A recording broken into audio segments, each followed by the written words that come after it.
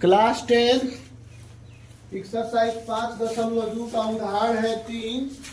BTC Bihar board की किताब है।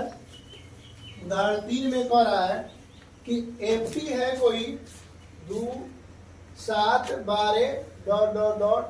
का 10वां पद ज्ञात कीजिए। तो इसको हम सबसे पहले लिखेंगे प्रश्न से। ए का मान है 2, तो सबसे पहले हम ए का मान ही लिखेंगे कि ए का मान इसमें कितना है। तो लिखेंगे प्रश्न से ए बराबर लिख देंगे 2 और तब डी ज्ञात करेंगे हम लोग। डी का फॉर्मूला होता है A2 माइनस A1 या T2 माइनस T1। तो लिखेंगे 7 में से 2 घटा देंगे तो ये हो जाएगा 5 जो डी का मान है। अब पूछ रहा है 10वां पद उसका क्या होगा। A10 बराबर या T10 बराबर A प्लस 9D, अर्थात A के जगह पर मान रखेंगे 2 और प्लस के जगह प्लस, 9 के जगह पर 9 और डी के जगह पर मान रखेंगे 5 और 9 × 5 = 45 और 2 जोड़ देंगे 47, अर्थात मेरा 10वां पद 47 है। इसी तरह से उदाहरण जो है 4 है। इसमें कह रहे हैं कि कोई एपी है जो 21, 18, 15 के रूप में बढ़ रही है। अब कह रहा है इसमें ए का मान 21 हो गया कि बताइए कौन सा पद -81 है। और तब पूछ रहे क्या कोई ऐसा पद है जो 0 पर समाप्त हो सकता है। तो यन का मान निकालने के लिए कह रहा है। तो टी एन बराबर लिखेंगे -81। टीएन का फॉर्मूला होता है A plus n minus 1 into D बराबर -81। ए के जगह पर 21 हम रखे हैं, 21 plus n minus 1 into D के जगह पर आया है A2 माइनस A1 घटाए हैं तो 18 में से 21 घटाए हैं तो -3 आया है।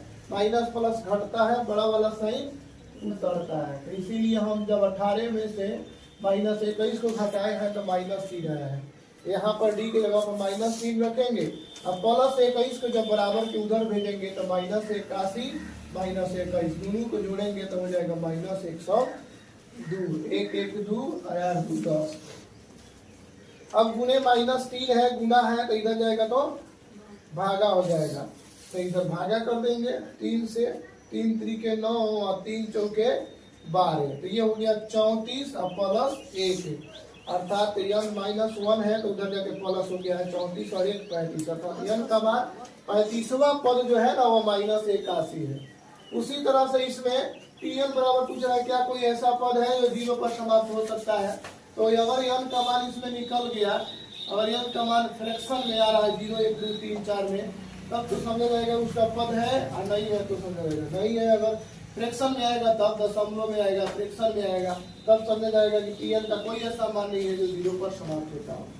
इसलिए हम लिखेंगे Tn का formula A plus n minus 1 into D बराबर 0 और ए के जगह पर 21 और प्लस n के जगह पर n रखेंगे और डी के जगह -3 बराबर 0 हो जाएगा। अब 21 है प्लस में जब बराबर के उधर जाएगा तो -21, -3 है जब बराबर के इधर आएगा तो 3 सके 21 माइनस पर जाएगा प्लस में हो जाएगा। उसके बाद हम -1 को जब उधर भेजेंगे तो 7 1 वही में किया है, -1 जब उधर जाएगा तो प्लस 1 में 7 1 8 हो जाएगा। n का मान 8वां पद होगा, इसलिए हम कह सकते हैं हाँ 8वां पद ऐसा है जो 0 पर समाप्त होगा। कौन सा एपी? तो ये वाला देयर एपी। इसी तरह वीडियो को देखने के लिए लाइक और सब्सक्राइब करें। यदि वीडियो पसंद में आ रहा है तो अपने दोस्तों के साथ शेयर करें। Thank you.